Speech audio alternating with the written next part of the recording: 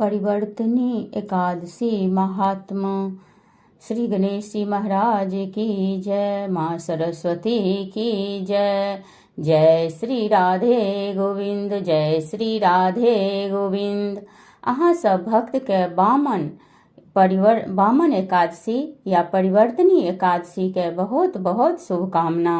भगवान श्री हरि माता लक्ष्मी के कृपा से अहाँ सब भक्त के जीवन में सदा सुख शांति यश कीर्ति बनल रहे।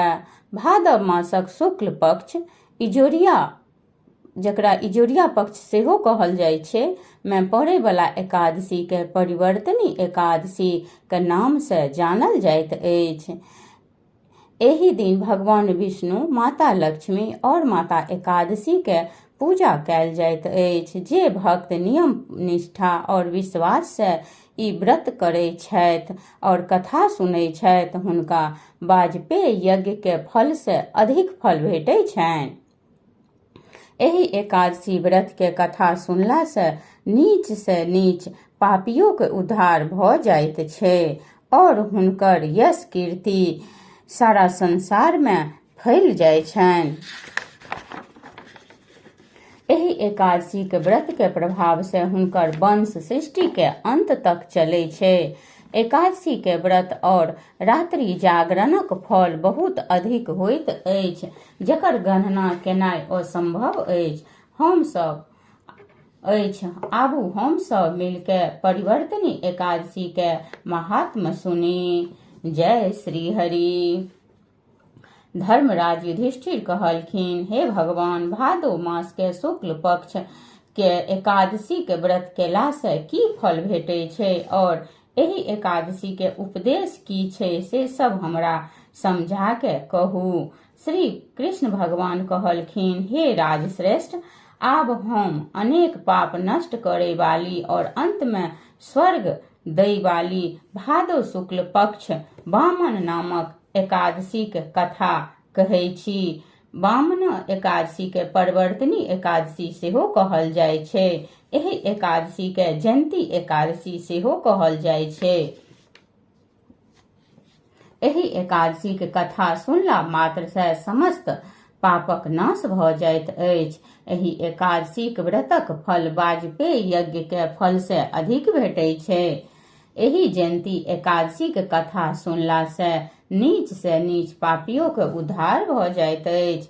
अगर कोनो धार्मिक मनुष्य एकादशी के दिन हमर पूजा करै छथि तऽ हम हुनका संसार के पूजा के फल दै छियनि। जे मनुष्य हमर पूजा करै छथि हुनका हमर लोक वैकुंठ के प्राप्त होइ छनि। एहि में कोनो संदेह नहीं होइत अछि। जे मनुष्य एहि एकादशी के दिन वामन भगवान के पूजा करै छनि ओ तीनों देवता ब्रह्मा विष्णु महेशक पूजाक फल हुनका भेटै छनि। हुनका एहि संसार में और किछु केनाय शेष नहीं रहै छनि। एहि एकादशी के दिन विष्णु भगवान करवट बदलैत छथि। एहि कारण एहि एकादशी के नाम परिवर्तनी राखल गेल अछि। एहि पर श्री युधिष्ठिर कहलखिन कि हे भगवान, अहाँक वचन सुनला से हमरा महान संदेह होइत अछि कि अहाँ केना सुतै छी और केना करवट बदलै छी। अहाँ राजा बलि के किया बन्हलियनि और वामन रूप ध के कोन लीला केलहुं। चतुर्मासक व्रतक की विधि अछि और अहाँ सुतला पर मनुष्य के की कर्तव्य छनि। अहाँ के सुतला पर मनुष्य के की कर्तव्य छनि से विस्तार पूर्वक कहू। श्री भगवान कहलखिन, हे राजा, अहाँ आब पाप के नष्ट करे वाली एकादशी व्रतक कथा सुनियो। त्रेता युग में एकटा बलि नामक दानव छल। ओ अत्यंत भक्त, दानी, सत्यवादी तथा ब्राह्मण के सेवा करे वाला छल। ओ अपन भक्ति के प्रभाव से स्वर्ग में इंद्र के स्थान पर राज्य करे लगला। इंद्र और देवता ई सहन नहीं क सकला और भगवान से प्रार्थना करे लगला। देवता के प्रार्थना सुनी श्री विष्णु भगवान वामन रूप धारण केलथि। श्री विष्णु भगवान अत्यंत तेजस्वी बालक ब्राह्मण बालक के रूप में राजा बलि के जितलाह। एही बात पर धर्मराज युधिष्ठिर कहलखिन, हे जनार्दन, अहाँ वामन रूप धारण क के राजा बलि के केना जितलहुँ से विस्तार से कहू। श्री कृष्ण भगवान कहलखिन कि हम वामन रूप धारण क के राजा बलि से याचना केलहुँ और कहलियनि, हे राजन, अहाँ हमरा 3 पैर भूमि दऽ दिअ, एही से अहाँ के 3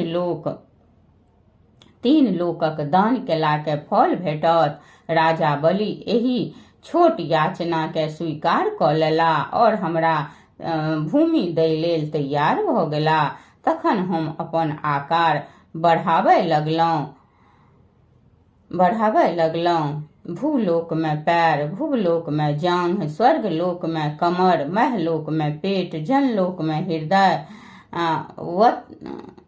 तपलोक में कंठ और सत्यलोक में मुंह राखी अपन शरीर के ऊंचा उठेलहुँ। ओही समय सूर्य, चंद्र, नक्षत्र, इंद्र तथा और सब देवता शास्त्रानुसार हमर स्तुति करे लगलाह।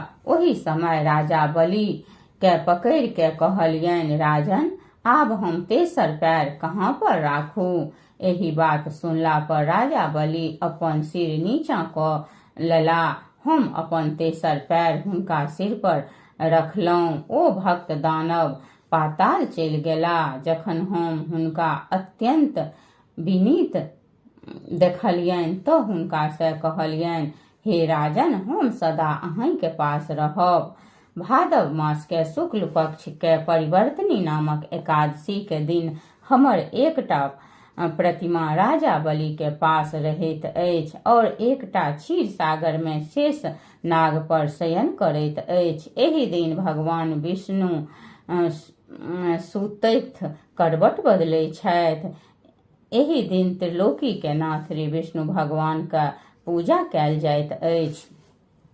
एही व्रत के पारण के दिन भगवान विष्णु के दही भात चढ़ै छनि और ब्राह्मण के रूपा के दान क सकै छी।